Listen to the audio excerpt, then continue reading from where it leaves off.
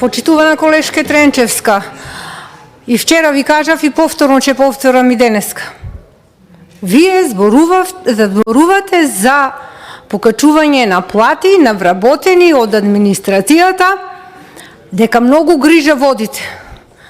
Па заборавивте ли до вчера бевте на власт, а не обезбедивте ни плати по 4 месеци, а камоли па зборувате за пензионери.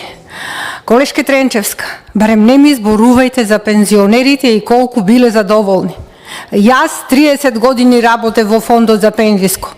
И јас имав директни контакти со сите, посебно со оние што ја зимаат најниската пензија.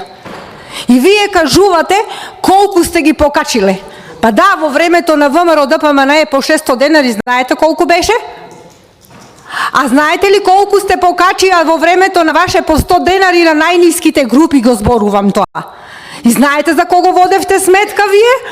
За тие што земаат најголеми пензии. И затоа нечевте линеарно да ги покачите пензиите. Ради тоа што да му одоволите на оние што земаат најголеми пензии.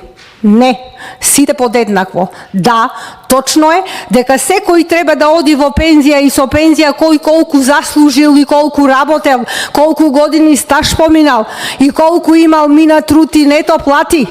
Но кога ќе станеме пензионери, на сите ни се исти потребите за живот.